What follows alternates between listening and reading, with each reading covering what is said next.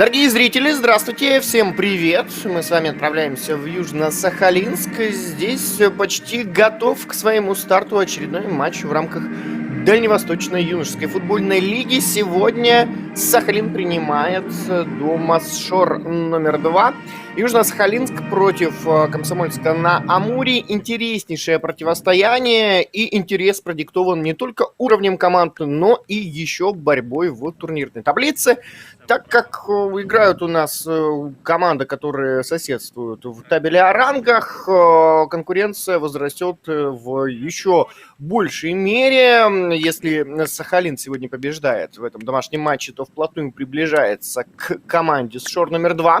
Ну а если спортивная школа Олимпийского резерва выигрывает у Сахалина, то отрывается от своего соперника уже ни много ни мало на 7 очков, и это будет серьезнейшее преимущество. Так что сегодня борьба уже по-настоящему имеет турнирный вес. И если первые туры проходили все-таки больше, ну, знаете, в таком состоянии раскочегаривания, то есть команды набирали свой уровень, приходили в тонус, то вот сейчас в 8-м туре уже, разумеется, турнирная важность, турнирное значение играет передовую роль в конкуренции команд в отдельно взятых поединках. Меня зовут Антон Никитин, очень приятно для вас работать этот матч. На наших экранах футболисты из Сахалина. Они сегодня играют в привычных белых цветах. Ну и давайте начнем с их состава, но потом уже поговорим про тех, кто играет в синей форме. Это команда Шор номер 2. Сахалин. На воротах Илья Рожнов, первый номер. Далее полевые футболисты. Второй Егор Полякин. Четвертый Глеб Родионов. 18-й Савелий Солдатов. 88-й Денис Богомолов. 8-й Артем Герасимчук. 23-й Илья Жуйков. 10-й Нурсултан Кадырбеков. 47-й Никита Никонов. 14-й Богдан Данилин. И 7-й Владислав Кон. Главный тренер команды Сахалина Антон Евгеньевич Бучинский. Едем далее. Шор номер 2. Глеб Васильев. Так, тут немножечко у нас небольшие проблемы с протоколом. Прошу прощения, да. Васильев указан на позиции голкипера, но, конечно же, Ян Букатарь играет в воротах у Шора. Букатарь под первым номером. Далее, вот уже, собственно, Глеб Васильев 17-й, Николай Куролини 4-й, Виктор Соболевский 15-й, Владислав Шафорстов 3-й, Роман Будько 5-й, Александр Булдыгин 14-й, Алексей Тан 11-й, Роман Фифилов 2-й, Иван Абрамов 10-й, Евгений Кулаков 9-й номер. Возглавляет команду из Комсомольска на Амуре Антон Николаевич Бикиза. Перевод в сторону ворот с Шора. Тут довольно уверенно отбиваются футболисты в синей форме и стараются разбежаться в атаку. Алексей Тан мяч потерял. Никита Никонов сыграл на Кадырбекова. Далее атакует Сахалин. Пас в центр. Ну вот первые минуты остаются пока за хозяевами. Хотя какие первые минуты? У нас только лишь 70 с хвостиком секунд прошло. Вот в прямом смысле считанные секунды прошли после стартового свистка. Но обратите внимание, команда-то уже довольно весело начали. Хороший темп, отличные скорости. И такими темпами, на самом деле, скорости будут только возрастать. Так как я уже рассказывал, этот матч очень важен в турнирном смысле. И никто не хочет уступать. Все будут добавлять на протяжении всех 80 минут этого поединка. Также не представил я вам бригаду арбитров. Антон Антошко ее возглавляет. Вот так вот у нас получается. Главные тренеры, главные арбитры, комментаторы сегодня все Антоны. Но такое можно редко встретить на самом деле. Помимо всего прочего, Артем Калитько и Павел Мельков работают на бровках. Резервный арбитр Денис Александров, инспектор матча Алексей Зимин. Из боковой Илья Жуйков. Ох, тут выдумывают себе проблемы футболисты Сахалина. Поторопились с вводом мяча в игру. Мяч от Дениса Богомолова улетает за пределы поля. И сейчас вот уже Шор не торопится. Очень спокойно, рассудительно Роман Фифилов отправляется разыгрывать аут. Фифилов. ошибается. Богомолов старается взять игру на себя. И неужели тут мяч еще не покидать пределы поля? Нет, вот на крупном плане четко видно, что остается мяч в поле. Атакует Шор. Хороший перевод в правый полуфланг. Владислав Кон с мячом пытается раскачать соперника. Есть подключение справа. Но здесь вовремя материализовался вблизи мяча Алексей Тан и смог этот мяч перехватить. Родионов ставит спину, не позволяет Евгению Кулакову устремиться к мячу быстрее Ильи Рожнова. И вот сейчас на наших экранах первый номер Сахалина. И слышим мы, да, подсказки со скамейки запасных одной из команд. Насыщаем.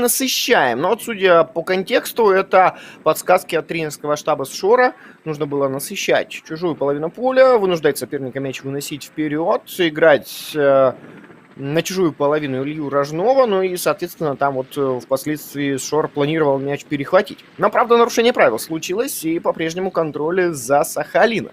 Вообще, вот если посмотреть на результаты команд, они, конечно, довольно сильно отличаются друг от друга.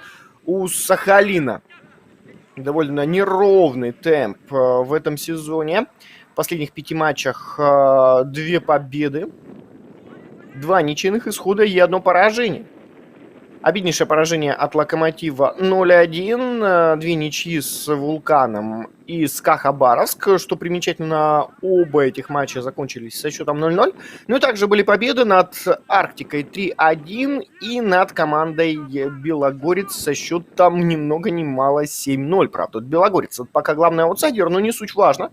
Главное отметить, что Сахалин умеет много забивать, и в последнем, на данный момент, туре, перед вот этим матчем, в 7-м туре, команда выиграла 7-0. А вот про результаты из Шора я вам расскажу уже после стандарта. Сейчас следует подача. Это даже удар по воротам. Довольно мощно пробил, если я не ошибаюсь. Это Алексей Тан был 11-й номер. Ну давайте, да, засчитаем эту попытку как удар в сторону ворот. И вот он, собственно, первый удар по воротам Сахалина случился на старте 6-й минуты. Что касается результатов команды из Комсомольска-на-Амуре, здесь, конечно, просто какой-то космический потенциал демонстрирует Шор номер 2. Команда Олимпийского резерва в последних 5 матчах ни разу не проиграла. Только представьте, вот какие только соперники уже не играли с командой из Шор номер 2, но никто не смог даже одного очка набрать в играх против Шора. Ну и, разумеется, хочет продолжить вот эту свою статистику команды из Комсомольска-на-Амуре. Против Сахалина, конечно, очень тяжело играть в гостях, но учитывая, какие результаты последние у Шор номер 2, вполне возможно, Шор и здесь 3 очка постарается набрать. Правда, Сахалин будет этому всячески препятствовать. Атакует Сахалин. Ох, как красиво развернулся Артем Герасимчук. Передача, момент и... Нет удара! Владислав Кон подстраивался под эту передачу, сам себе грудью скидывал под удар. Все было неплохо, но вот это касание было, конечно, определяющим в данном эпизоде. Мяч как-то, ну, как будто бы по ветру ускорился. Довольно ветрено в Южно-Сахалинске. Ну и не повезло 7-му номеру Сахалина.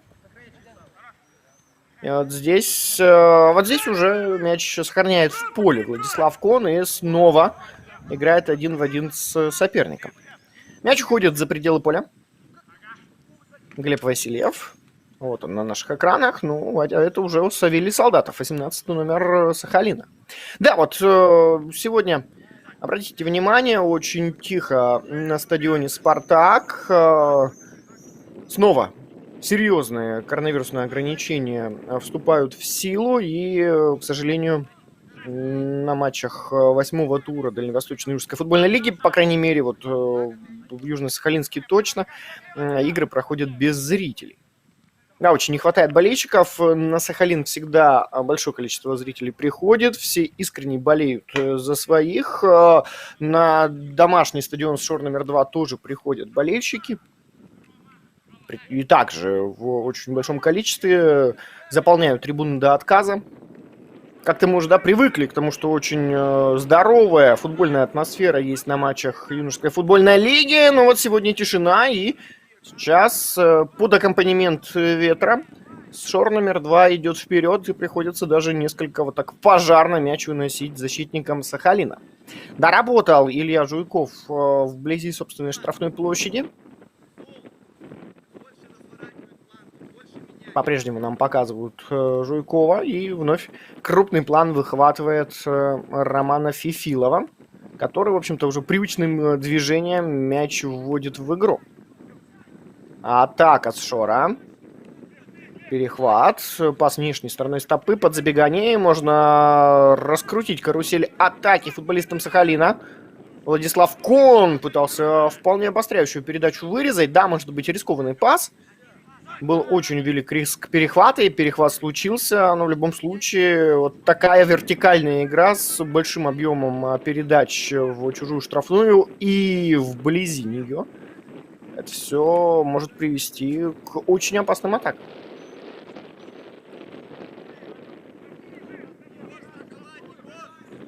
Алексей Тан вынуждает соперника мяч вынести куда подальше. Это Савелий Солдатов боролся с 11-м номером с Шора. Будько. Подача! Удар по воротам. Вот мы слышим, да, что доволен Антон Бегин за этим розыгрышем. Слышали мы фразу «Ой, хороший», что, в общем-то, характеризует данную подачу. Хороший перевод действительно получился. И удар головой вполне опасный, но пока не точно. Илья Рожнов подбирается к своему завершению первая 10-минутка нашего матча. И вы знаете, очень приятный футбол команды демонстрируют. Но давайте будем честными. Вот сложно вспомнить, когда Сахалин и Шор вообще играли плохо. Да, у Сахалина есть неудачные встречи в последних турах, но все равно, даже вот если какие-то сложности с набором очков случаются у Сахалина, все равно качество футбола отлично. Ну а про Шор номер 2 я вообще молчу. Сейчас удар по воротам. Мяч пролетает мимо в очередной раз.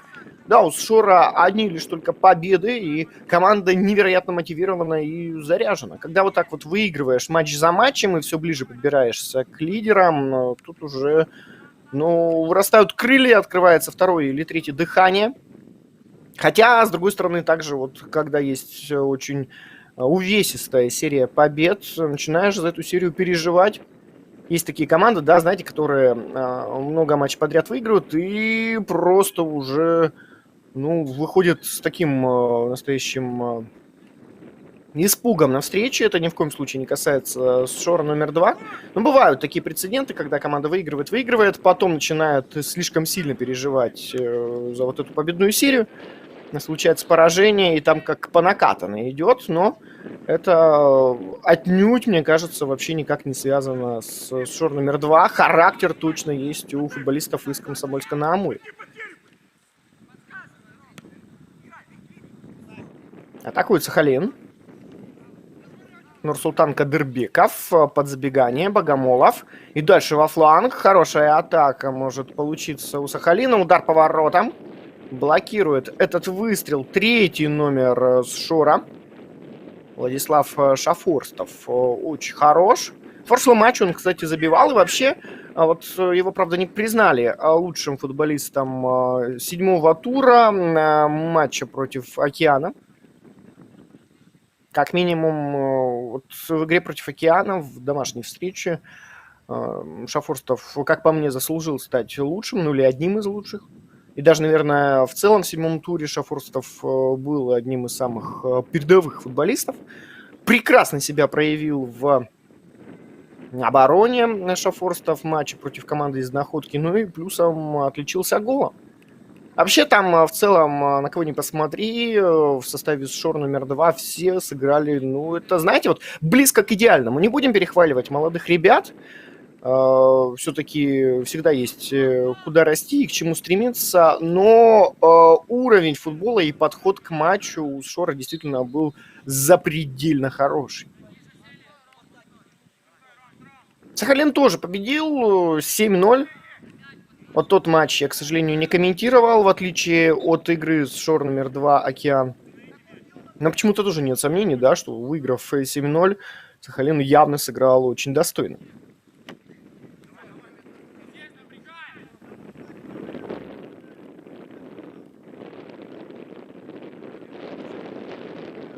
На наших экранах Алексей Тан. Это Солдатов. Савелий с колена отдает передачу. Вот сложно было подстроиться под этот отскок, и пришлось в довольно быстром течении событий разбираться Солдатову со всеми сложностями. Сейчас прострел. Да, мяч уходит за лицевую. Так вот, видели, да, как Солдатов сориентировался. Не стал ничего выдумывать, просто мяч вынес куда подальше, причем сделал это коленом. Не всегда даже во взрослом профессиональном футболе футболисты так быстро принимают решения. Но у нас пока количество индивидуальных ошибок очень низкое.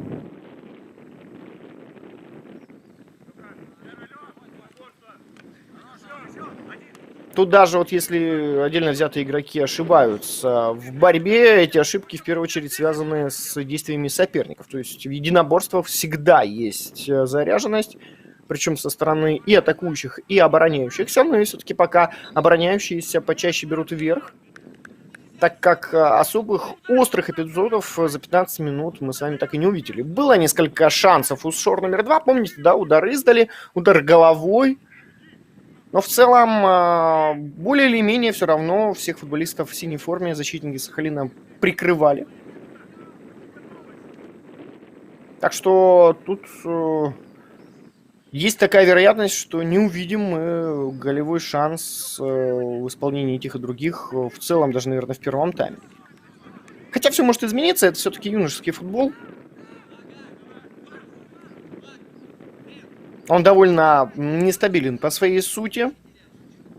Очень много факторов играют роль. И вот, по крайней мере, сейчас, 15 минут после старта поединка, тут пока все идеально у команд. Но, опять же, не будем слишком уж нахваливать пока футболистов. Хотя, в целом, они молодцы. 64-36 владение Сахалина. Интересные цифры. Вот кажется, что Шор как минимум не уступает сопернику в процентном соотношении по владению мячом, но на деле все-таки у Сахалина побольше мяч под контролем. Может быть, просто Шор чаще атакует, но эти атаки довольно резкие, и кажется, что, в общем-то, у нас по владению примерная ничья. Но вот когда атакует Сахалин, особенно в первые минуты мы это наблюдали, мяч все-таки подольше в ногах у футболистов в белой форме. Хотя вот сейчас Шор тоже начинает выправлять статистику контроля мяча. Интересно, какой эта статистика будет к завершению первого тайма. Сахалин с мячом. Кадрбеков играет в центр. Ух, тут ошибка. Можно разгоняться. Шафорстов пошел вперед. Не проходит передача. Ну и подстраховка сработала у Шора. Ох, какой там подкат! Рискованно летел Егор Полякин в ноги соперника. И очень повезло и Полякину, и футболисту Шора, что удар не случился. По-моему, в последнюю долю секунды Полякин все-таки успел убрать ноги. И так, знаете, буквально совсем немного задевает второй номер Сахалина, нападающего с Шора. Букатарь на выходе. А вот он, первый номер с Шора на наших экранах. Он и по смыслу, и по факту первый номер команды из Комсомольска-на-Амуре. Букатарь играет почти во всех встречах с первых минут. Если не ошибаюсь, вообще все матчи с первых минут провел Букатарь в воротах. Ну и также у него первый номер на спине. Да, это 8-я игра действительно для Яна. Ну и получил он одну желтую карточку за эти 8 матчей. В общем, отличная статистика, и совсем немного при этом Шор пропускает. Так что, разумеется, у Яна Букатаря отличное настроение в этом сезоне. Алексей Тан. Подача. Ух, как опасно! Ничего себе! Там, по-моему, арбитр все-таки фиксирует нарушение правил. Неправильно включились футболисты с Шора в борьбу против Ильи Рожнова. Да, вот здесь мы видим, что действительно подтолкнули Рожнова. Но мяч-то почти залетает в створ. Вот он, талант Алексея Тана. Ну, а это уже талант Герасимчука, который мяч подтащил.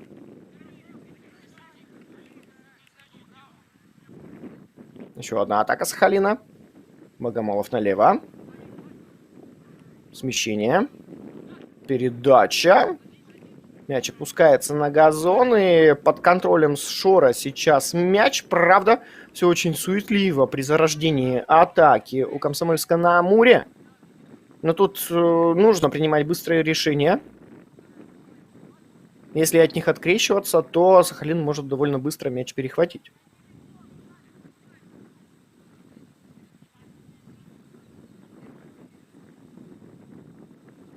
Не торопится. Шор номер 2. Роман Фифилов. Посмотрите, какая походка. Почти как у всем прекрасно известного представителя UFC.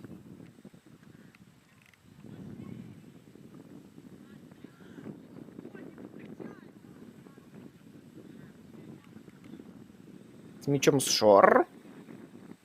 Владислав Кон спускается в оборону. Ну, сейчас, по-моему, вообще всем составом Сахалин обороняется. Фифилов. А вот здесь есть пространство для передачи. Ох, какой получается высокий заброс в штрафную площадь. Так вот, потихоньку, помаленьку Шорта приближается к ударным позициям. Но пока не ошибается Сахалин, вследствие этого и нет особого пространства для творчества в атаке у Шор номер 2. А вот это уже наступление хозяев. Ставит спину Владислав Кон. Выходит из чужой штрафной площади, но это отнюдь не означает, что сейчас закончится атака Сахалина, так как там был неплохой вариант для продолжения наступления. И я так понимаю, да, что у нас небольшая пауза. По регламенту команды отправляются попить водичку. Ровно половина первого тайма позади, и Антон Антошка всех футболистов просит проследовать к скамеечкам запасных. Ну что, 1/4 этого... Ну, прекрасно. Заметно, насколько команды четко отрабатывают все то, что от них требуется. Очень четкие, внимательные действия в защите. Также, конечно же, стараются соперники играть активно в атаке. Но пока атакующие задумки не приносят даже промежуточный результат. Ну вот нам сейчас демонстрируют, спасибо большое моим коллегам, демонстрируют нам самые опасные моменты прошедших 20 минут. Во-первых, это, разумеется, эпизод, когда мог забивать Владислав Кон, но все-таки там очень близко было к воротам, не хватило пространства 7-му номеру Сахалина. Ну и, может быть, нам еще покажут неплохие комбинации с Шора в минуте так на 10-й или 12-й. Тогда был опасный удар по воротам, удар головой, удар из-за пределов штрафной площади. В целом, конечно, такие полумоменты у команд появлялись. Все-таки настолько хорошо играющие в атаке соперники не могут совсем без моментов завершить первую половину первого тайма. Но пока никто, откровенно говоря, не наиграл на гол, потому что и Сахалин, и Шор очень внимательны в защите. Это вот ровно тот случай, при котором можно смело говорить, что защита пока играет интереснее, нежели чем нападение. Продолжается игра. Пас вперед. Так, ну и что тут? Сможет ли доработать оборона с Шора? Николай Куролени все-таки до мяча дотянулся, хотя пошел уже Ян Букатарин на выход. Но разобрались все-таки футболисты в синем, и дальше они стараются воспрепятствовать атаке Сахалина. Скидка от Герасимчука. И снова 8-й номер с мячом. 2 человека против него. Одним движением, как Рональдиньо, здесь пытался Герасимчук создать себе пространство. Ох, какая срезка неприятная! Букатарь! Все-таки мяч забирает. Отскок от газона. Букатарь сориентировался, развернулся и в прыжке мяч в руки забрал.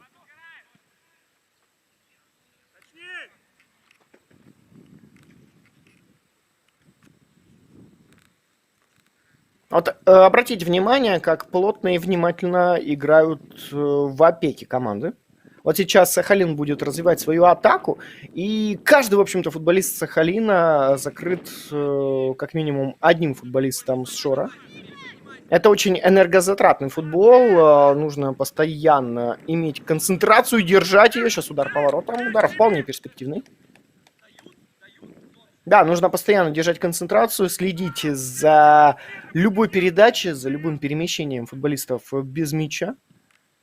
Ну вот пока у Шора вообще нет пространства в обороне как такового. Приходится Сахалину вот так вот метров с 25 наносить удары. Примерно такая же картина была и в тот момент, когда Шор в большом количестве создавал атаки. Тоже, в общем-то, не было особого пространства, как вот я говорил, да, пространства для творчества. Вот ничего подобного пока мы не видим. Нарушение правил. Никита Никонов врезается в соперника. Ну, кстати, Александру Булдыгину довольно сильно досталось. Антон Антошка пока не показывает желтые, но из всех нарушений вот этот фол больше всего напоминает фол на предупреждение. Герасимчук в центре играет с левой ноги на левый фланг. Фифилов очень хорош на опережение. Ох, какая ошибка с Шора. Что придумает Сахалин? Кадырбеков. Мяч себе прокинул, и снова подстраховка сработала очень четко у Шор номер 2. Вот видим, да, сейчас недоволен Антон Бучинский тем, как его футболисты шли вперед в предыдущем моменте. Не будет углового, а будет только лишь аут. Я, так знаете, даже немножко опровергаю слова Антона Бучинского, который уже был, мне кажется, уверен, что мяч уйдет за лицевую. Кадырбеков в офсайд. Откровенная передача в офсайд. Невооруженным глазом было заметно даже в динамике, что Владислав Кон находится вовне игры.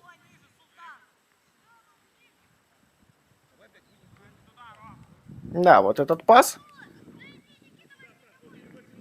Безусловно, хорошая позиция была для передачи у Владислава Кона. Но есть одно но. Это пресловутое положение вне игры. Атакует Шор номер 2. Подкатище какой! Аплодируем Никите Никонову. Очень четко играет Никонов.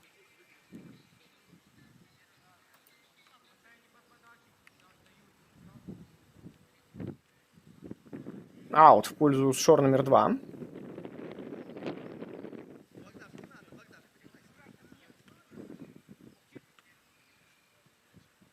Кон, скидка. Получается скидка в сторону скамеек запасных. Снова аут будет разыгрывать Шор. С мячом 5-й номер. Роман Будько. Будько. Остановили Евгения Кулакова. Так, ну и теперь уже с Шора нужно останавливать атаку Сахалина. Мяч опускается на газон. Довольно неудобный пас на Алексея Тана, но атака все-таки логично завершилась.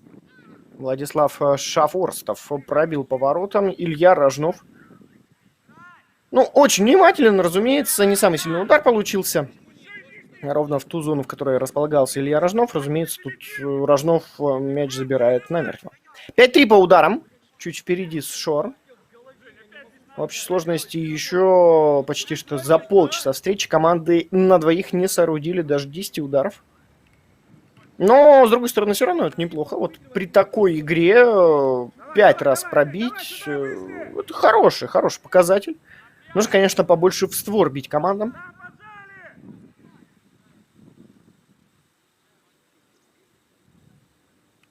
Но вот с ударами в створ, особенно опасными ударами в створ, пока тяжеловато. Просто потому что позиции не совсем ударные, не совсем те позиции, которые могут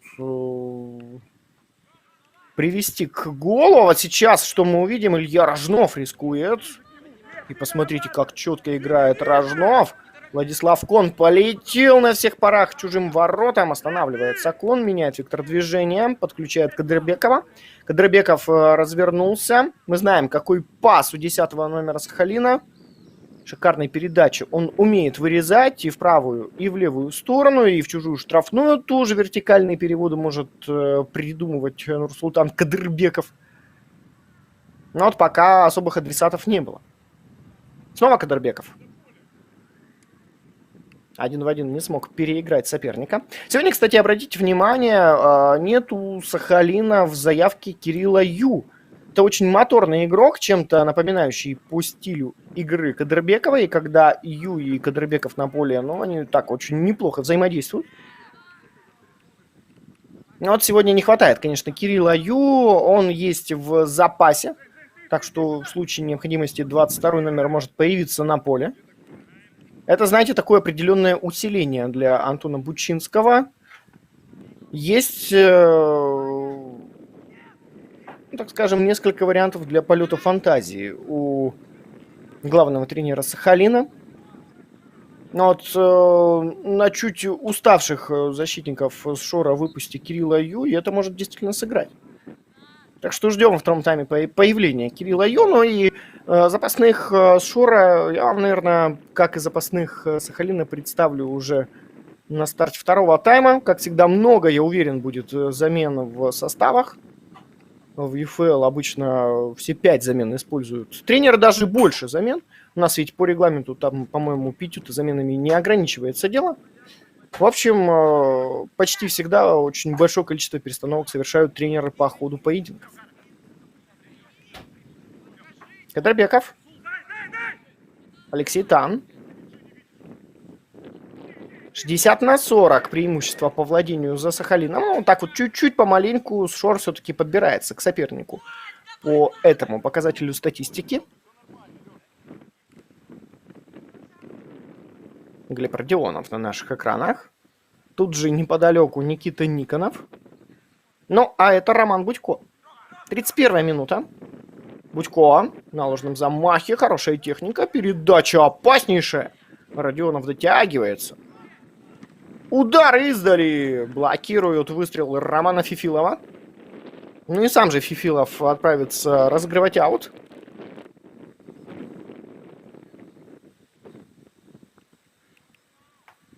Фифилов. Ну и вновь Глеб Родионов прекрасен.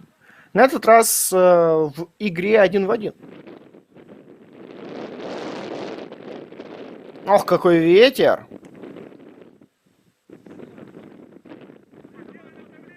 Можно, ну, во-первых, визуально видеть, да, как ветер, ну, если не очень сильно влияет на ход нашего поединка, то явно так вот немножечко может повлиять на полет мяча.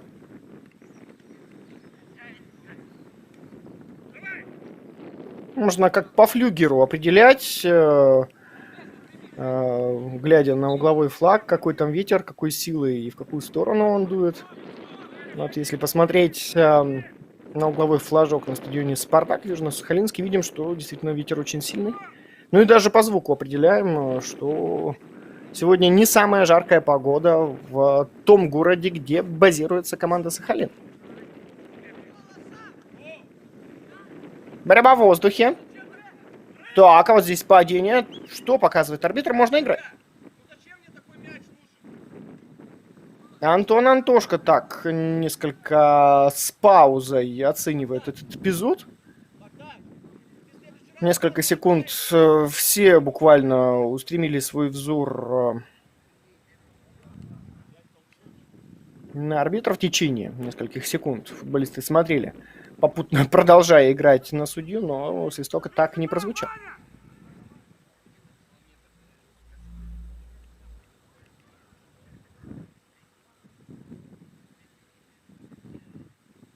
Жуйков. Кадырбеков назад. Снова Жуйков. Передача слева. А ведь есть, да? Такой вариант-то очень неплохой для развития наступления у Сахалина.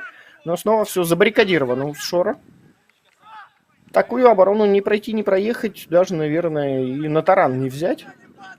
Нужно что-то изысканное придумывать футболистам Сахалина. Давайте сейчас просто посмотрим, сколько Шор пропустил в последних 5 матчах. В игре против Океана 1 мяч пропустили. В матче против Белогорца ни одного гола. В игре против Локомотива тоже сыграли в сухую. Против Вулкана также не пропускали. А сейчас опасный момент, рикошет. А вот это было остро. Только я заговорил о том, что Шор почти не пропускает в последних 5 матчах. И вот, пожалуйста.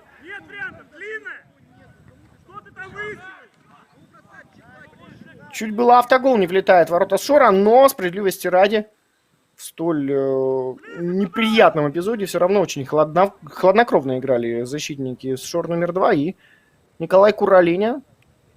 Дабы рикошет был не дезориентирующим Яна Буктаря, так, знаете, несколько подстраивался под мяч, не стал от него уходить, мягко его принимал, чуть ли не спиной.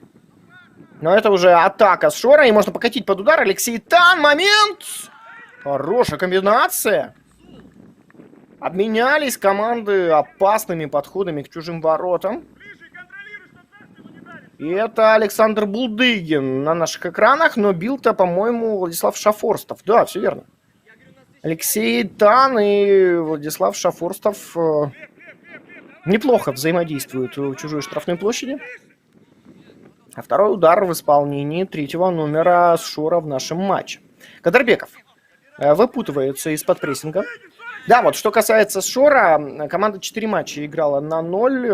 В прошлом туре 1 мяч пропустила, но при этом, конечно, не сильно расстроились футболисты с Шор номер 2. В 5 матчах у них всего лишь 1 пропущенный мяч, только вдумайтесь. Ну и получается уже вот в 11 таймах, пока что еще не завершенный ход, он 11-й тайм на наших экранах, в 11 таймах всего лишь 1 пропущенный гол. С ума сойти. Алексей Тан. Соболевский. Ошибка. Тан.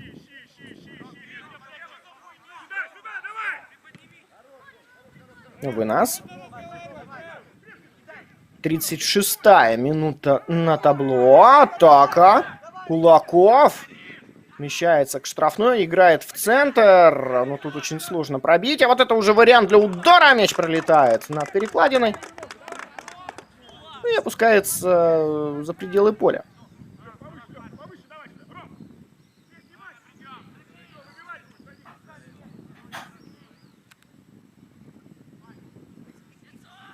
Васильев пробил. У него, как и у Шафорстова, пока 2 удара по воротам. И ровно так же, как у 3-го номера, 1 удар в створ из 2. Почему я сравниваю этих 2 футболистов? Потому что они пока вот последние игроки на данную конкретную секунду, которые били по воротам в составе Шор номер 2.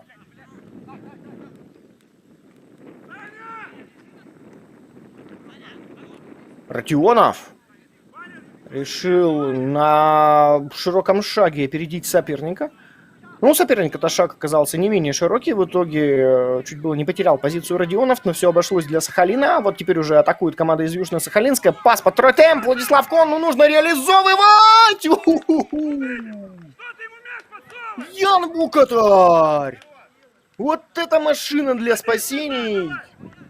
Как выручает свою команду первый номер Шора, среагировал! Мог начинать гадать, заваливаться или влево, или вправо, но решил до последнего стоять и не прогадал. Ну давайте будем все-таки политкорректны. Не стоять, а играть в одной точке, продолжил Ян Букатарь, не заваливаясь ни в правую, ни в левую сторону. Да, отличный момент, и Сахалин, конечно, мог что-то открывать. Но угловой мы увидим.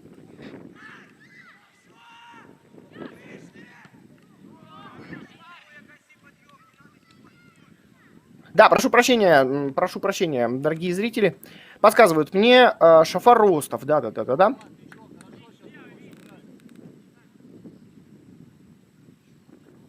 Каюсь, извиняюсь. Шафар Ростов. Ну, иногда случается. Я думаю, все прекрасно понимают. Все-таки пока ребята не самые известные. Мы только знакомимся с футболистами в юношеской футбольной лиге. По сути дела, первый сезон наблюдаем за этим прекрасным турниром, который только набирает обороты. Ну и где-то такое возможно, что комментатор может ошибиться в произношении фамилии. Так что извиняюсь персонально перед Владиславом Шафаростовым и перед всеми зрителями.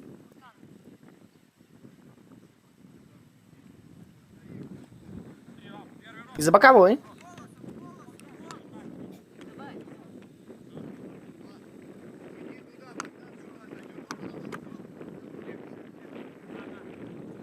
Тридцать 39-я минута. Пока есть возможность, хотелось бы вам, дорогие друзья, напомнить, что вы можете следить за новостями лиги, расписанием и результатами матчей в социальных сетях, Инстаграм, ВКонтакте, Телеграм. Найти их очень просто, наберите UFLDV, то бишь Дальний Восток, подпишитесь и поставьте оповещение, чтобы не пропустить свежие новости о лиге. Всю актуальную информацию о составах команд, новостях, а также онлайн-протокол каждого матча вы можете найти на сайте uflrussia.ru, регионы Дальний Восток. Ну и не забываем про ТикТок Дальневосточной юношеской футбольной лиги. А также не забываем, что после окончания матча состоится флеш-интервью с тренерами и игроками команд. Оставайтесь с нами, но пока об этом поговорить рано. У нас еще впереди целый тайм. Да, собственно, и первая половина встречи еще не завершилась. Это я вам так на будущее подсказываю, что после завершения матча ни в коем случае не выключайте свои телеэкраны. Можете в конце встречи подробный анализ прошедшего поединка послушать в исполнении тренеров и главных действующих лиц на поле. Ну, а пока 1 минута добавлена к первому тайму. 5-5 по фолам. Стандарт будет разыгрывать Шор в завершении первой половины. Илья Рожнов, ну, тут уже даже на пальцах показывает своим защитникам, как нужно располагаться.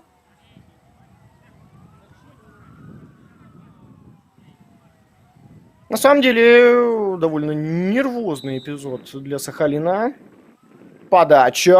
Ух, как опасно могло бы быть. Не дотягиваются футболисты с Шора до мяча, хотя перевод-то был очень адресный. Тан не стал игру обострять, сыграл назад, и это последнее действие в первом тайме. Арбитр дает свисток. Пока 0-0. Очень насыщенный первый тайм мы увидели. Да, может быть, здесь пока не самое большое количество голевых моментов, но при этом очень внимательно играющие команды, которые понимают, что такое футбол, которые осознают, как нужно в футбол играть против крепких соперников. В общем, все пока неплохо. Сахалин и Шор по первому тайму молодцы. Посмотрим, что будет после перерыва. Отправляемся отдыхать.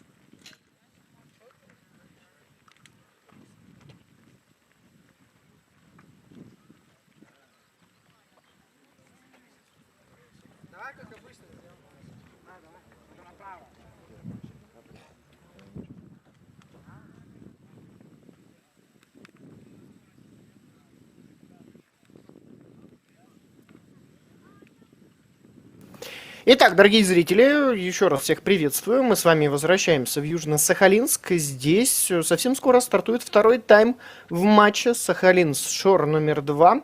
Сахалин — это команда хозяев из города Южно-Сахалинск, ну а Шор номер 2 представляет Комсомольск-на-Амуре. Встреча команд с 4 и 3 позиции в турнирной таблице. Ну и пока 0-0.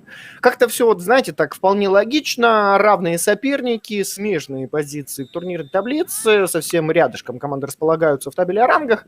Ну и учитывая, да, вот эти все вводные, в общем-то, мы не сомневались, что футбол будет равный. Так оно и есть. 0-0. После 41 сыгранной минуты, 40 минут основных, и еще одну минуту добавлял главный арбитр встречи. Ну и все, стартовал второй тайм. Давайте быстренько пробежимся по составам. Я так понимаю, нет ни одной перестановки в перерыве. Соответственно, в воротах у Сахалина Рожнов первый номер. Далее Полякин второй, 4-й Родионов, 18-й Солдатов, 88-й Богомолов, 8-й Герасимчук, 23-й Жуйков, 10-й Кадырбеков, 47-й Никонов, 14-й Данилин и 7-й Кон. У Шора голкипер Букатарь 1, Васильев 17, Куралени 4, Соболевский 15, Шафаростов 3, Будько 5, Булдыгин 14, Тан 11, Фифилов 2, Абрамов 10, Кулаков 9. Главный тренер хозяев Антон Бучинский, главный тренер команды Шор номер 2 Антон Бегеза. Ну и бригада арбитров: Антон Антошко, главный судья, на бровках Артем Калитько, Павел Умельков, резервный арбитр Денис Александров и инспектор матча Алексей Зимин. Комментирует для вас Антон Никитин. С мячом Шор. Передача назад. Тут приходится, вот опять же, да, в очень сложной ситуации спокойно с мячом встречаться Соболевскому. Видели мы, насколько перспективный этот момент мог стать для Сахалина и как хладнокровно сыграл 15-й номер Шор номер 2. Вот это уже опасная передача от Сахалина. Пытался ускориться и успеть Богдан Данилин к переводу из глубины, но все-таки очень далеко от мяча был 14-й номер Сахалина. Кулаков смещается во фланг. Частенько мы с вами наблюдали и в первом тайме, как центральный нападающий из Шора уходит к бровкам. Но одеваться-то некуда. Если хочешь по такому футболу с мячом встречаться, нужно, конечно, менять позиции. А тут падение. Алексей Тан уже, находясь в полете, начинал разводить руками, мол, товарищ арбитр, где же свисток? Но, разумеется, там не было фола, зато случается удар. Илья Рожнов, первый номер Сахалина, никуда вообще не торопится, мяч опускает на газон. Рожнов. Ох, как тут мяч укротил Богдан Данилин. Владислав Кон. Кадырбеков. Играет под забегание. Хорошая комбинация может получиться у Сахалина. Жуйков и воспрепятствовал 23-му номеру соперника Роман Фифилов. Очень бронебойно сыграл Фифилов, но вообще по антропометрии, знаете, такой Фифилов достаточно коренастый футболист. Явно он умеет играть корпусом, ну и, наверное, помощи так вот особо равных-то Фифилову и нет. Атака Сахалина! Удар поворотом в итоге мы увидели. Так, знаете, немножко Букатарь стал выдвигаться в сторону соперников. Пытался перехватить, возможно, передачу. И это увидел 7-й номер Сахалина Владислав Кон. Пытался мяч направить в ближний угол. Но Букатарь, даже несмотря на то, что несколько стал выходить из ворот, все равно все контролировал. И при необходимости тут же в сторону штанги направил собственное движение и мяч спокойненько забрал. Нарушение правил. Роман Будько извиняется перед соперником. Абсолютно не специально и не со зла фалит Будько. Да, случаются вот такие игровые моменты.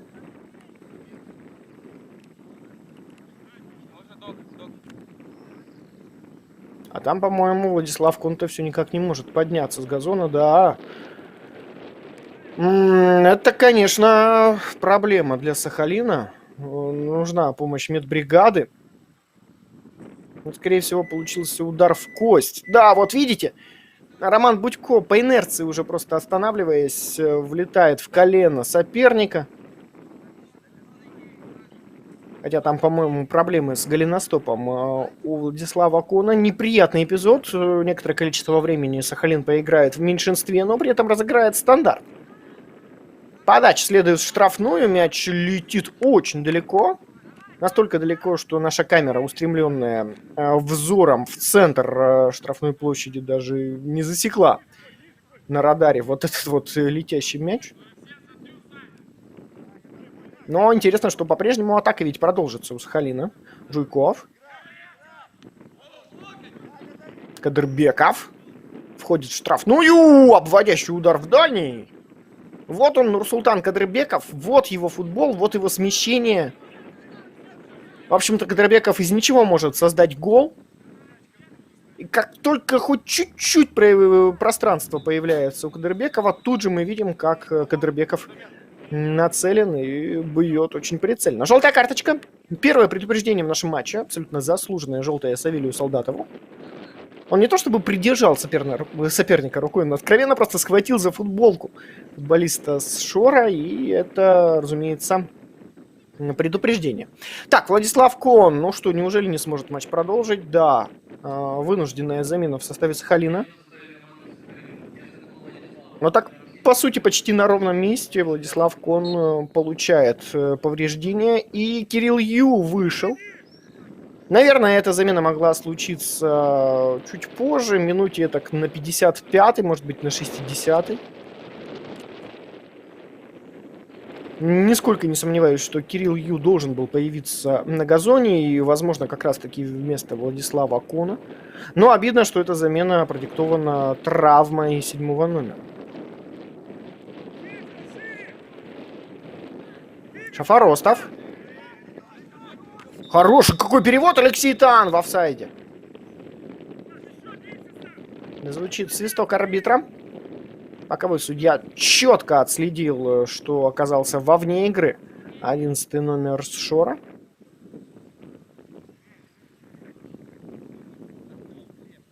Илья Рожнов.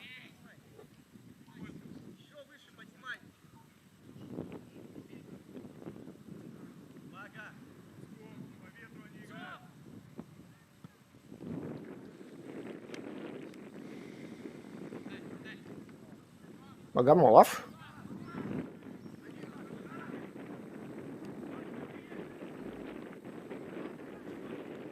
Пас вперед. Устремляется к этому мячу Евгений Кулаков, но как бы не ускорился здесь 9-й номер. Все равно, конечно, такую передачу догнать очень непросто. Давайте посмотрим, кто в резерве у Шор номер 2. Также оценим и запасные варианты у Сахалина, варианты замен. Кто может игру усилить, ну а кто, скорее всего, в скором времени покинет поле. Ну вот смотрите, у Шора в запасе Вельчинский, Мельничук, Емельянов, Рогозин, Сажнев и Зайцев. Надеюсь, все-таки Сажнев. Да, вот в протоколе не прописаны буквы Ю.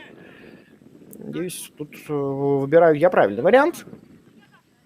Если что, я думаю, мои коллеги меня поправят в случае необходимости. Ну и у Сахалина Ситиков, Быков, Глушко, Голоушкин, Шрейдер, Айдаров, Дулин, Кузнецов, Ромахов, Новоселов и Полякин. Ну, явно помасштабнее резерв у Сахалина. Тут и много атакующих футболистов, и игроки оборонительные. Тоже есть удар поворотом с отскоком от газона. Неприятный отскок для Яна Букатаря, но Букатарь снова очень правильно выбирает позицию и вообще играет грудью на линии собственных ворот. Вы сами все видели, да, насколько спокоен в створе первый номер Шора. Опа! И все. И момент упущен для Сахалина. 10-8 по ударам. Кстати, команда-то уже на двоих почти 20 ударов совершили. Просто, чтобы вы понимали, еще играть-то больше получаса. Да, ну вот кто может у Сахалина выйти? Это, наверное, Артем Полякин, Павел Новоселов может появиться. В центральную линию также вполне могут выйти и Долин, Кузнецов, Айдаров, Ромахов. Посмотрим. В общем, действительно, вариантов масса есть у Антона Бучинского. У Шора вполне может Калинин появиться. Также Иван Зайцев и Никита Сажнев могут выйти. Но это все, знаете, вот в первую очередь усиление атаки. То есть мы сейчас с вами смотрим на счет 0-0 и размышляем, кто может появиться для того, чтобы еще добавить активности в атакующей линии. Но все ведь может просто перевернуться на 180 градусов, если одна из команд забьет. И тогда вот эти все варианты замены уже будут, в общем-то, не актуальны. Опасный момент. Бухгалтер на выходе. Фифилав. Пошел паровозом вперед. Алексей Тан. Мяч остается. Нет, не остается в поле. Боковой арбитр все-таки поднимает флажок. Но там, возможно, даже и мяч все-таки зацепил боковую. По крайней мере, вот на общей телевизионной картинке могло показаться, что мяч остался в поле. Пусть и не полностью, ну ладно.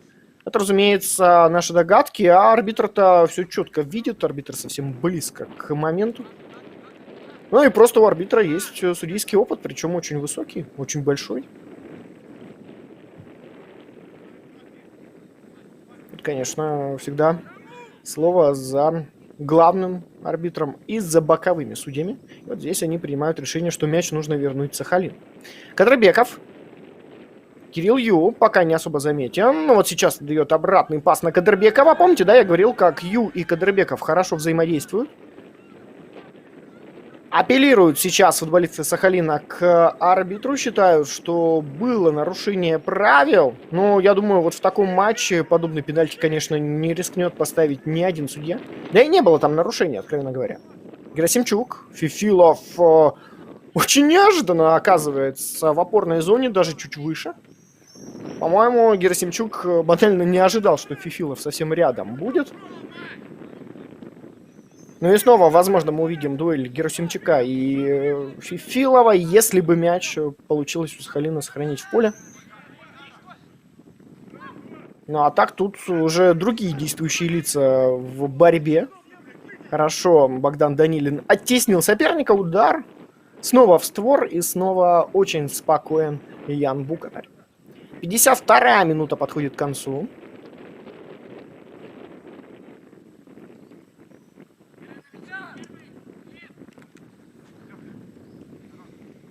Алексей Тан.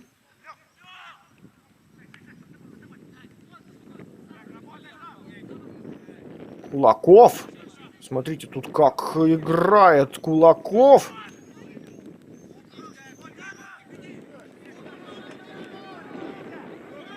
Пас назад. Так, ну что, раскрываются команды. Вот сейчас давайте оценим, был фул или нет. Ну, откровенно в мяч ведь играл капитан с Шора. Даже на повторе видно, что Николай Кураленя дотянулся до мяча. Может быть, там и задел соперника попутно, но это все-таки чистая игра. Очень, конечно, рискованно действовал Кураленя, но деваться-то некуда было. Если бы не его подкат, там мог вполне футболист Сахалина выходить 1 на 1 чуть ли не от центрального круга. Жуков.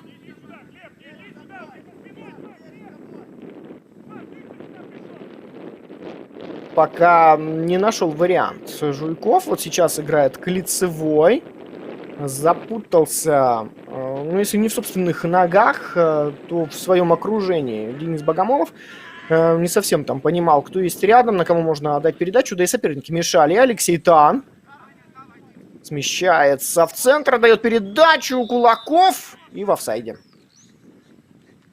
Да, Шорт так стал достаточно часто забираться вовне игры.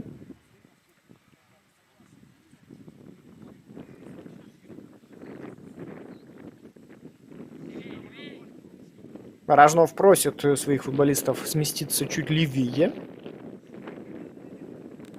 Ну и вот вы нас сейчас не удивитесь, если будет в правую сторону. Нет, по центру. Данилин. Как хорош Данилин. Герасимчук под левую бьет.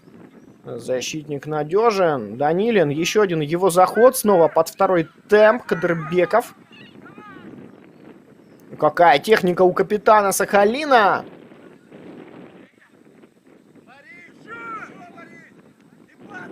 Родионов. Да, вот большое количество игроков Сахалина вовлечено в атаки, но при этом, обратите внимание, как быстро опускается назад команда хозяев. Вроде бы чуть ли не всем составом атаковали буквально на несколько секунд назад, и в одно мгновение оказывается уже 6 человек на своей половине поля.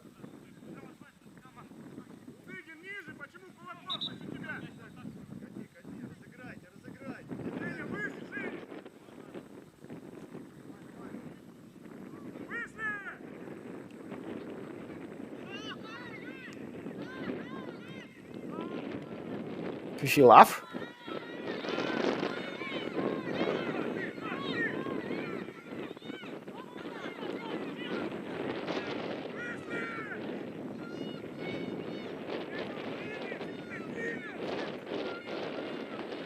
Диагональ налево. Кирилл Ю не дотянулся.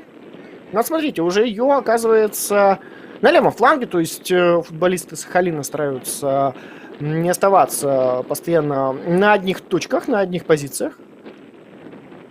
Вот эта вариативность, она, конечно, всегда полезна. Ну и давайте разбираться. Вот на правом фланге сейчас все-таки Кадырбеков играет чаще. Кирилл Ю, ну, как я говорил, да, с Кадырбековым они достаточно похожи, играют примерно одинаково, соответственно, сейчас больше за левую бровку отвечает 22-й номер, ну, а капитан играет справа. О, Герасимчук! Желтая карточка. Да, не слабо так Герасимчук сзади бьет по ногам соперника. И еще одно предупреждение мы видим.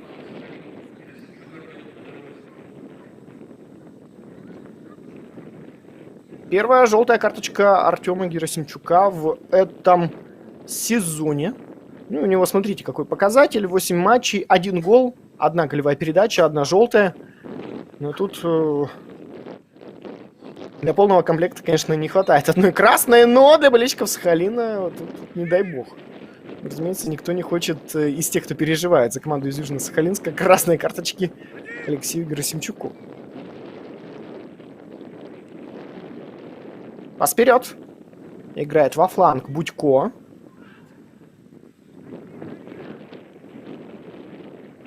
Передача. Алексей Тан! А ведь почти уже изловчился отдавать передачу. Готовился, почти изловчился дотянуться до этого мяча.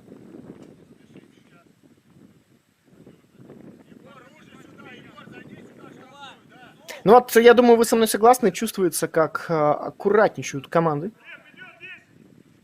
Не удивлюсь, если главная задача не проиграть. На самом деле, ничейный исход, он в принципе-то может быть положительным и для тех, и для других. Сейчас атакует Шор, удар поворотом, рикошет. Илья Рожнов мяч забирает, там даже немножко так заставил побегать нападающего соперников. Мяч не сразу забрал в руки и пошел в прессинг футболист с Шора. Так вот, о чем я говорил, ничейный исход, он в целом-то, наверное, полезен и для Сахалина, и для Шор номер 2. Сейчас объясню, почему же я так считаю. Давайте посмотрим за зарождающейся атакой Сахалина. Разгоняется Богомолов. Ну, в общем-то, довольно неплохо мяч протащил вперед. Удар поворотом! И снова Ян Букер. Так вот, смотрите. А вот если команды играют в ничью, Сахалин, смотрим на перспективы Сахалина. Если команды набирают по одному очку, у Сахалина будет 12 баллов, у Шора 16. И Сахалин вроде бы далеко соперника не отпускает. И в целом основные 3 команды, которые сейчас идут в лидерах, Ксшор, Благовещенск и Шор номер 2, Сахалин держит на достаточно удобной дистанции, на отыгрываемой дистанции, что, разумеется, очень важно. Еще одна попытка, и можно добавить Кирилл Ю. Правда, передача очень неудачная. Да, ну а Шор, опять же, в случае ничейного исхода, уже несколько иначе смотрит на происходящее. Шор не подпускает соперника, остается 4 очка, что в целом тоже для команды в синей форме неплохо. Хочется большего, хочется вот уже после 8-го тура оказаться и на второй позиции, а может быть даже и на первой.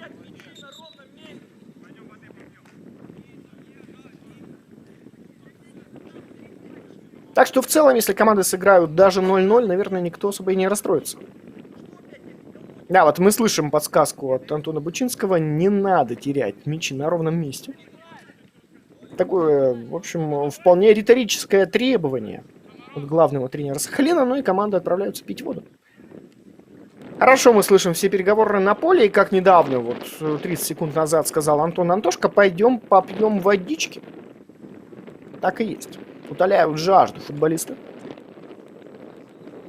Вот если посмотреть, игроки с Шора пьют воду из общего чана, из общей бутылки.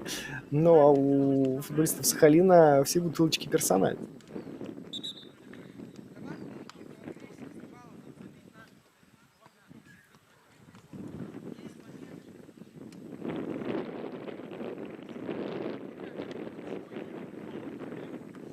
Час игры прошел. Целый час игры уже позади. Ну и этот футбол, вот знаете, да, в чем парадокс подобных матчей? Вроде бы 0-0. Вроде бы нельзя сказать, что сверхоткрытая игра, но при этом как смотрится, да, вот какой заряд бодрости дают эти команды своей борьбой. Это ровно тот момент, когда счет 0-0 куда веселее, чем там условный счет 2-2 в отдельно взятых матчах, когда все залетает. Итак, замена. Отправляется отдыхать 10-й номер гостей Иван Абрамов. Вместо него появляется Иван Зайцев. Ну вот мы предполагали, что Зайцев выйдет, и, пожалуйста, Зайцев на поле. Также замена в составе Сахалина. Ушел Никита Никонов, 47-й номер. Ну и нужно нам разобраться, кто же появляется вместо полузащитника Сахалина.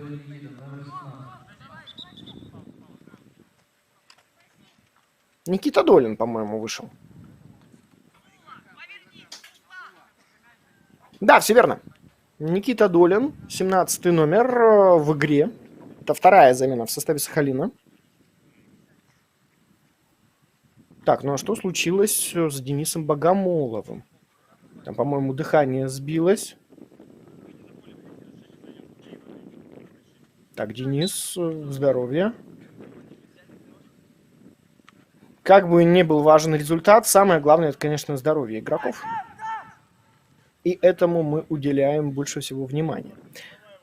Надеемся, что с Денисом все будет хорошо. Сегодня уже одна вынужденная замена случилась, и больше, безусловно, нам таких замен не надо. Атакует Шор. Родионов. Кулаков. Удар по воротам. Ну и Илья Рожнов. Знаете, вот сегодня Рожнов и Букатар играют примерно одинаково в воротах.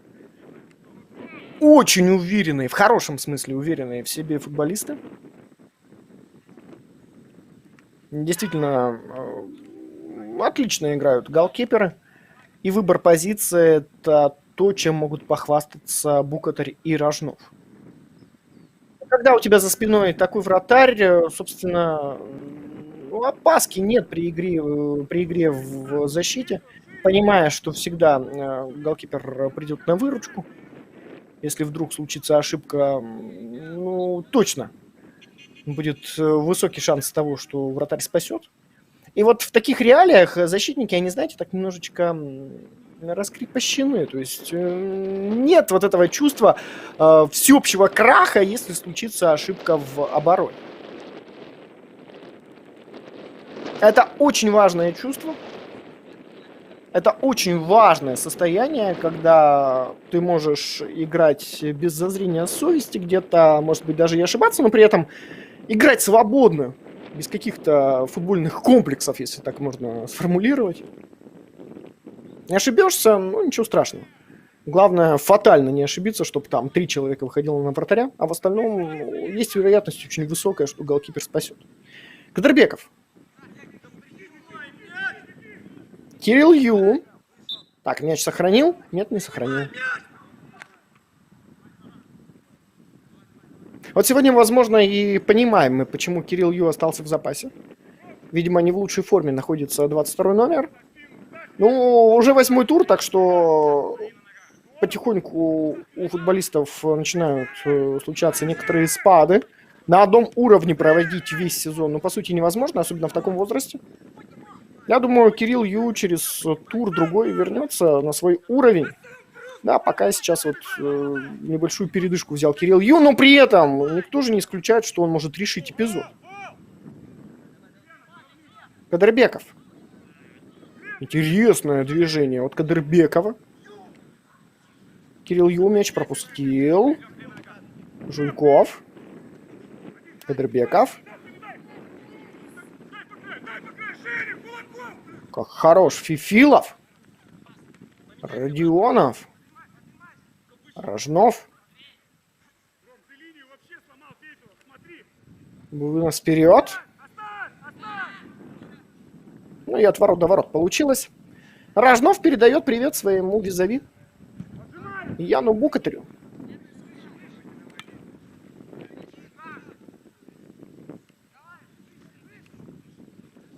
Снова Илья Рожнов.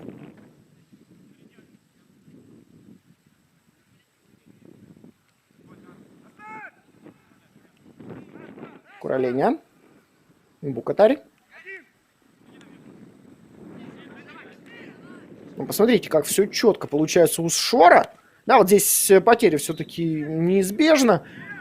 Но в целом, видели, да, вот в сложной ситуации все равно футболисты из Шора каким-то чудом мяч не дают сопернику.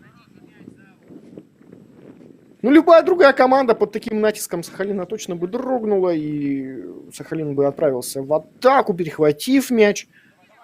И пространство было бы для движения. А вот так вот абсолютно банальный аут, и, пожалуйста, уже все закрывают наглухо защитники с Шор номер 2. Кадырбеков. Хороший прием мяча. Вот здесь уже перемудрил. Я так понимаю, что Кадырбеков предполагал движение резкое в сторону мяча от футболиста с Шора. А игрок в синей форме решил не суетиться, просто дождаться, что же там придумает капитан Сахалин. Филов. Еще у нас 2 замены произойдут. И вновь повреждение получает футболист Сахалина.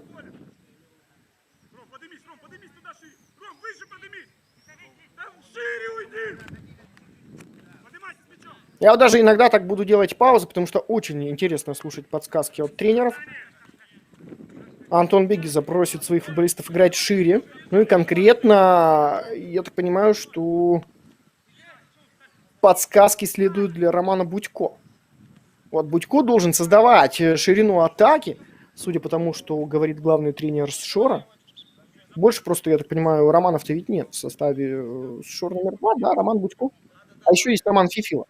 Да, Роман Фифилов же еще есть. Ну вот они, футболисты фланговые. Будько играет слева, Фифилов играет справа.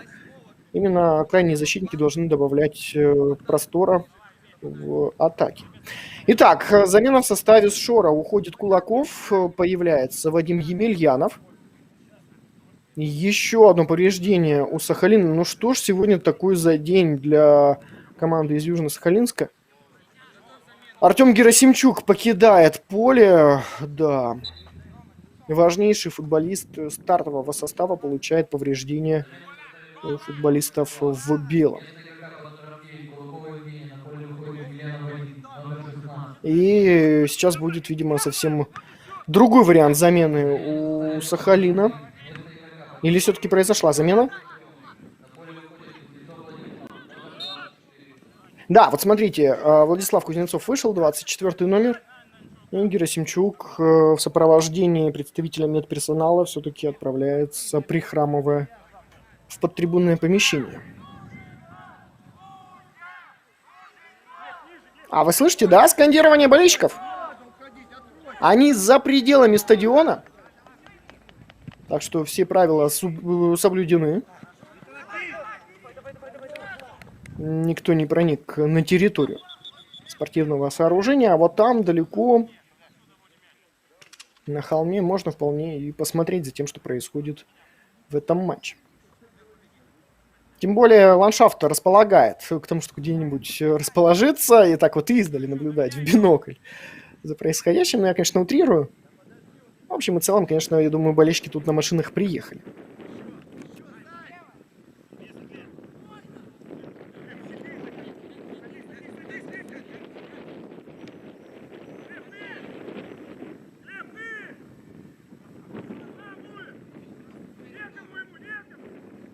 Кадырбеков. Фифилов, ну как же внимателен второй номер команды Шор номер 2. В таком коллективе с Шор номер 2 второй номер, он, знаете, в общем-то, является чуть ли не главным. Да, вот видим мы болельщиков. Как я и предполагал, очень много зрителей на собственных автомобилях приехали, наслаждаются солнцем и также, разумеется, наслаждаются игрой. Сейчас опасный момент. Родионов! Небольшая неразбериха в обороне у Сахалина. Я все-таки справляются хозяева. Да, вот о чем я уже вел разговор перед этой атакой Шора. Ну, давайте об этом позже. Опять же, замена. Итак, с поля уходит Александр Булдыгин и появляется Семен Мельничук. 6-й номер вместо 14-го.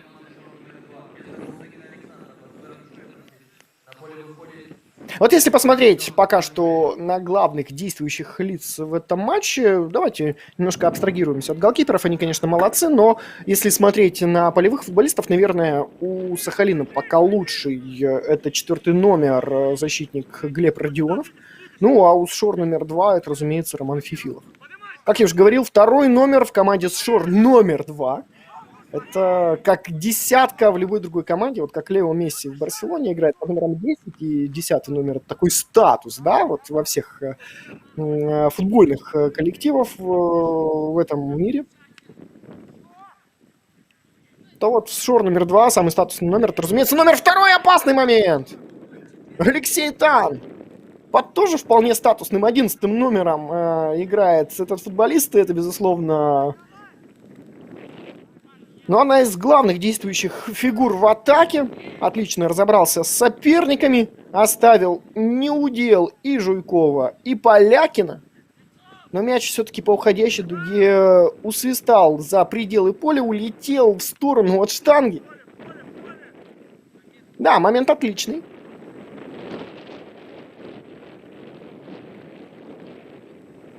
Так, ну и Богомолов. Да что ж такое-то?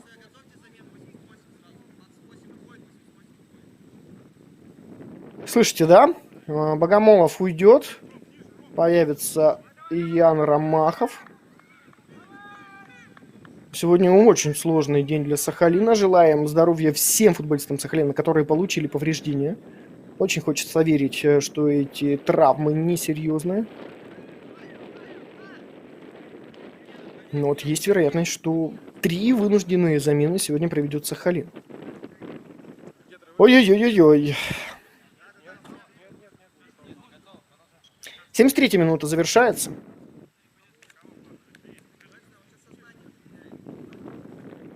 Да, Богомолову нехорошо. Очень нехорошо Богомолову. Желаем здоровья Денису. Также, конечно, желаем здоровья и Владиславу Куну, и Артему Герасимчуку. Ребята, мы с вами, все будет хорошо. Атакует Сахалин, мяч штрафной. А был там рикошет? Нет. Мяч просто сваливается с ноги и устремляется за пределы поля. Это, кстати, Ян Ромахов только что появился на поле и тут же включается в игру. Алексей Тан.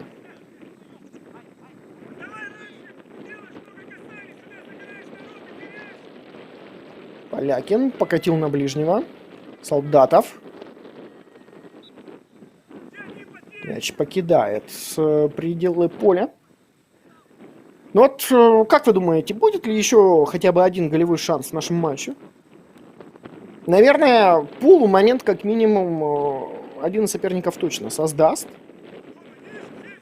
А в остальном, ну, скорее все-таки счет 0-0 больше всего подходит этому матчу.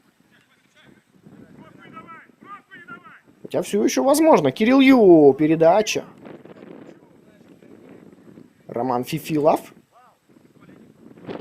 Ох, как легко и непринужденно этот мяч скинул на партнера по команде. И нарушает правила Алексей Тан. Вот это очень не к месту для Сшора. Казалось бы, Сшор уже начинал собственную атаку из глубины, но ни с того ни с сего опасный стандарт будет разыгрывать Сахалин. 52-48 по владению мячом. Какие же равные цифры везде. Вот куда ни посмотри, везде равенство. Неудивительно, что и счет на табло тоже пока что равный. Вот стандарты, безусловно, в последние минуты могут сыграть ключевое значение. Кадырбеков, подача на дальнюю, удар по воротам. Мяч высоковато пошел. Букатарь быстро разыграл. Фифилов. Алексей Тан. Хорошо подстроился под мяч. Отправляет в забег одноклубника. Остановился и несколько развернулся. Вадим Емельянов сыграл снова на Алексея Тана. Тан. Тяжеловато уже, конечно, 11-му номеру Сшора. Огромный объем работы он выполняет и весь матч проводит без замен. Кадырбеков. Передача. Букатарь. Так очень пружинно выскакивает на этот мяч. Ну, там, кстати, вообще претендовал Владислав Кузнецов на то, чтобы первым оказаться на этой передаче. Но все-таки Ян Букатарь очень быстр и молниеносен. Кирилл Ю. Фифилов. Тан. Играет на голкипера. Ян Букатарь.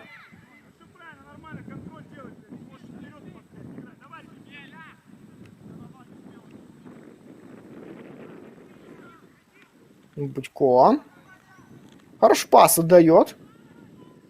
А там, посмотрите, вот сейчас очень высокорослый футболист есть в атаке у Сшора.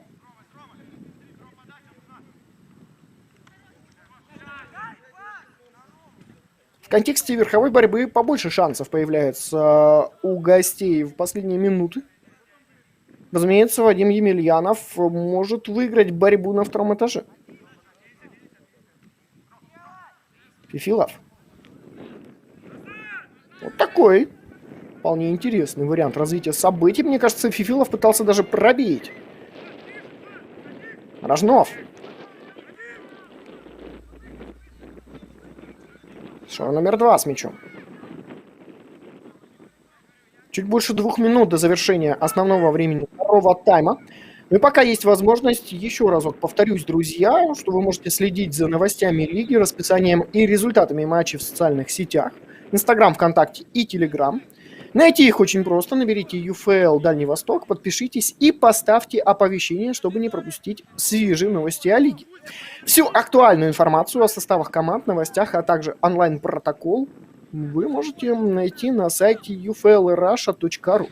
Разумеется, выбрав в меню регион Дальний Восток. Ну и не забываем про наш ТикТок Дальневосточной футбольной юношеской лиги. Также ни в коем случае не забываем, что после окончания матча нас ждет флеш-интервью главных тренеров и футболистов. Мяч от Кадырбекова отправляется за пределы поля.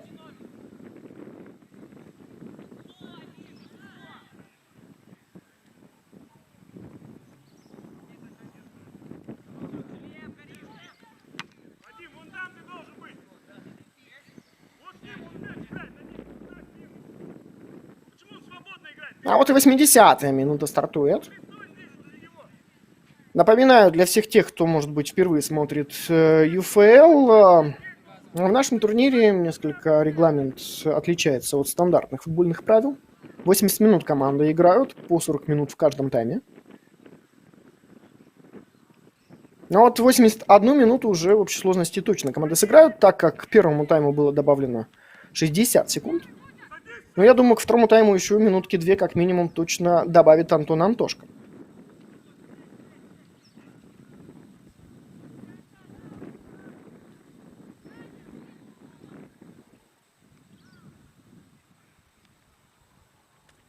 Последняя атака в основное время. Не получается, в общем-то, эта атака у Сахалина. Да, но как бы там ни было, 3 минуты добавлено, как бы там ни было, счет 0-0 закономерен. И знаете, вот те, кто любят атакующий голевой футбол, могут, конечно, так немножко расстроиться, развести руками, мол, ну где же голы? Почему же команды играют без забитых мячей? С одной стороны, да, может быть, это и минус, а с другой стороны, вы посмотрите, как внимательны команды в защите. Ну вот как вы думаете, сегодня кто-то реально наиграл на пропущенный мяч? Мне кажется, никто не заслужил сегодня пропущенного гола. Ни голкиперы, ни защитники. Все было очень четко, внимательно. Я, обратите внимание, на протяжении всего репортажа употребляю постоянно вот именно это слово «четкость».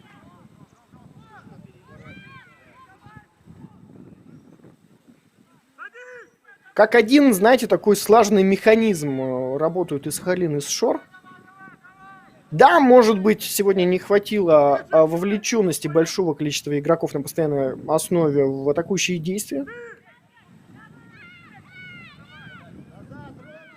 Может быть, если бы команды чуть больше раскрывались и в обороне, тогда случались бы некоторые помарки. Но вот именно такую стратегию сегодня выбирают главные тренеры, и они, в общем-то, во-первых, преследуют свои цели и их, в общем-то, реализуют. А во-вторых, ну, знают своих футболистов, наставники. Понимают и Антон Бучинский, и Антон Бегиза, что на протяжении 80 с лишним минут Сахалин с Шором могут играть закрыто, так рассудительно, без суеты. Верят в своих футболистов наставники и игроки. Отвечают очень слаженной и внимательной игрой. Родионов.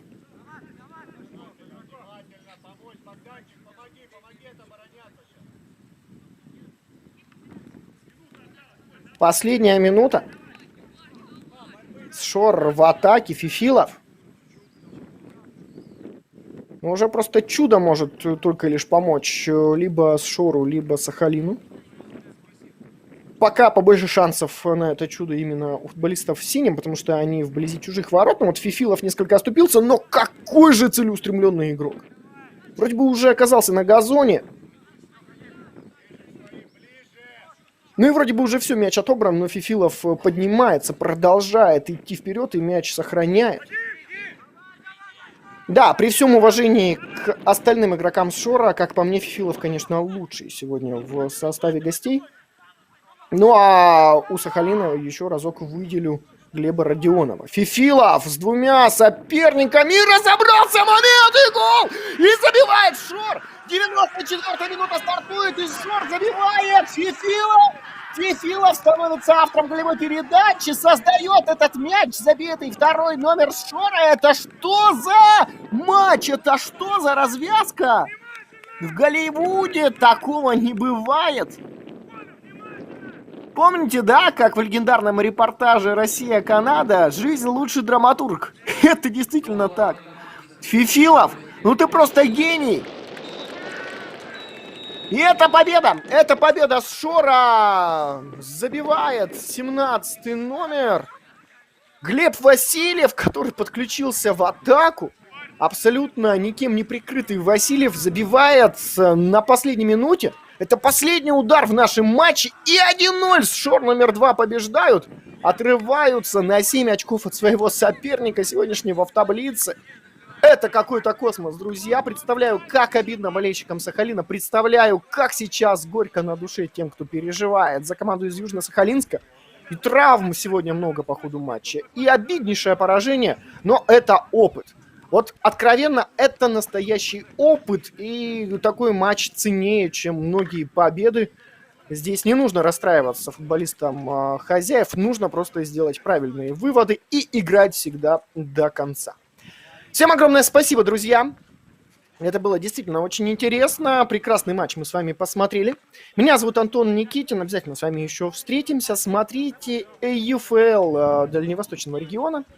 Обязательно подключайтесь ко всем матчам. Большое количество встреч мы показываем в прямом эфире. Всего доброго, друзья. Пусть у вас все будет хорошо. Ну и не забывайте, что нас еще ждет послематчевая пресс-конференция. Пока-пока.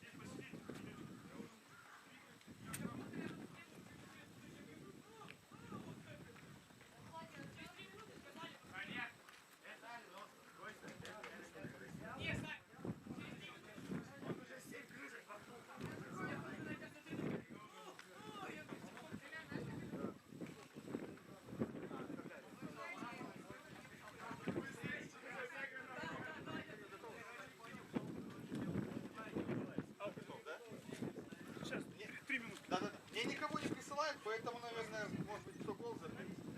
Василий вас скажет. Васильев? Да, да, сейчас.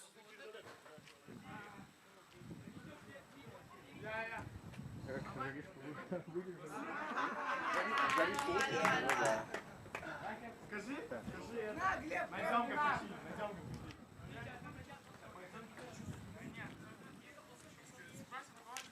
мы готовы, да? Вообще?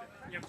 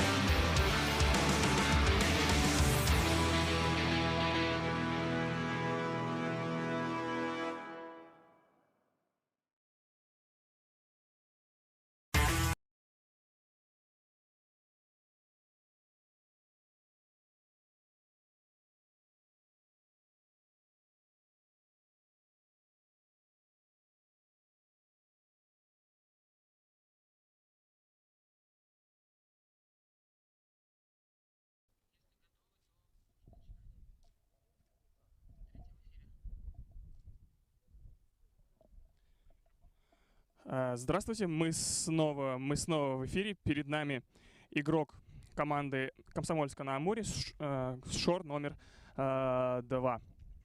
Вот мы зададим буквально несколько вопросов. Была игра очень напряженная. Представьтесь, пожалуйста. Меня зовут Василий Глеб, представляю команду Шор номер 2, город Комсомольск на Амуре. Поделитесь впечатлениями об игре. Вот как вам наша погода на Сахалине? Погода хорошая, приехали, хорошо встретили, поехали на тренировку, хорошо потренировались и готовились к игре. Следующий вопрос. Какая установка тренерского штаба была на этот матч?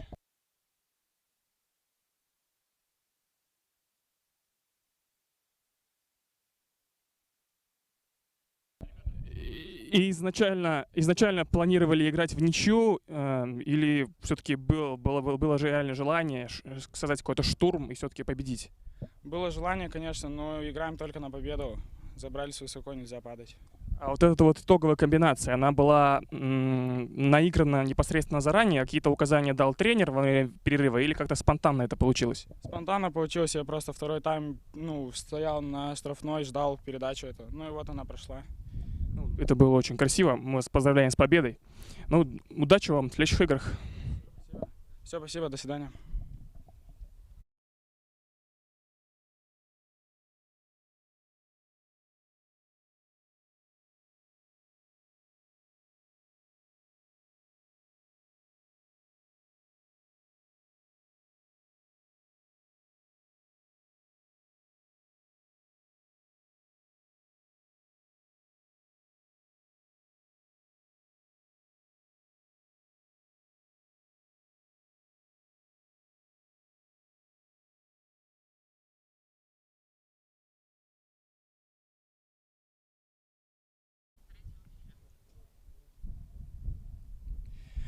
Мы снова в эфире. Перед нами игрок команды «Сахалин» Родионов и Глеб.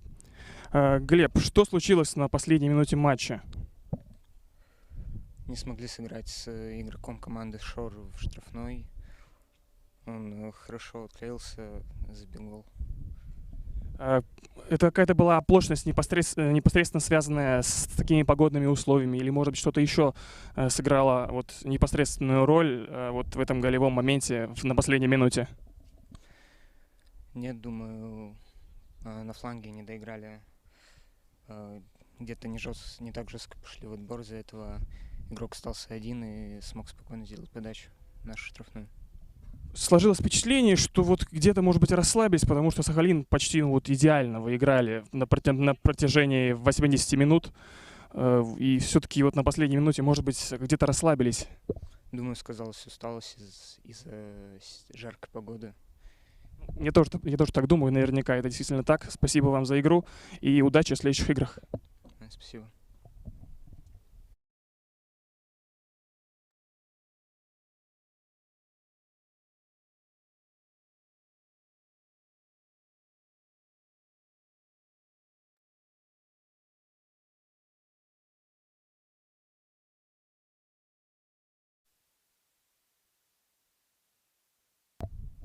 Мы снова в эфире.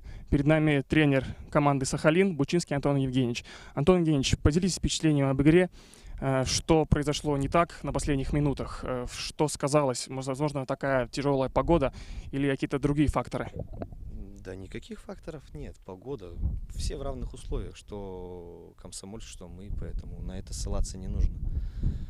Случилось то, что я говорю, делаем замены для того, чтобы освежить игру, а как показало, что они выходят, не освежить ее, а только ослабить, потому что пропускаем гол, где нападающий не зацепился за мяч, то есть отсюда все и начинается. То есть это в каких-то моментах просто расслабились и уже были готовы сыграть в ничью? Да, нет, конечно, никто не расслаблялся. Ребятам всегда говорится, что играем до финального свистка. Я говорю, единственное, что можно сказать, что это не та игра, где мы заслужили поражение. Почему? Потому что я считаю, что владея преимуществом, владея инициативой в этой игре, посмотрим еще по статистике, будем разбирать игру еще. Так вот, на первый взгляд, я говорю, владели инициативой, создавали неплохие моменты в первом тайме, не забиваем. То есть вот и досадный гол пропускаем на последних минутах. Действительно, 80 минут команда Сахалина доминировала, и, возможно, просто удача так не в сторону команды Сахалина. возможно, и удача не повернулась, так сказать. Спасибо за игру и удачи в следующих играх.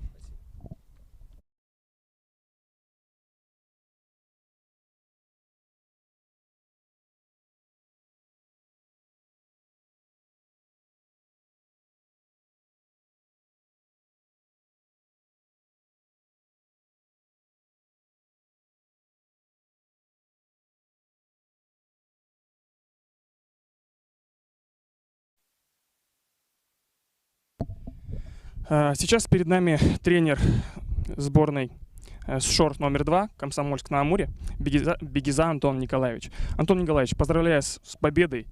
Гол был действительно красивым и, главное, неожиданным. Финальная голевая комбинация была наигранной или как-то спонтанно это произошло? Спасибо за поздравления. Конечно, немножко где-то и спонтанно произошло. Последние минуты, мне кажется, уже команды были готовы к ничьей согласиться, но была потеря мяча у команды соперников, хорошая подача и хорошее завершение. Вы знаете, в какой-то момент даже показалось, что это была какая-то некая тактика, потому что Сахалин доминировал на протяжении всей игры, и, может быть, вы решили измором ребят взять? Ну, я не знаю, что вы имеете в виду по словам доминирование, я бы так не сказал. Обоюдно равная игра была, мне кажется, больше ничейной, но так случилось, что мы забили гол. Это, может быть, и где-то и нелогично, но футбол не всегда бывает логичным. Еще раз поздравляю с победой и удачи в следующих играх.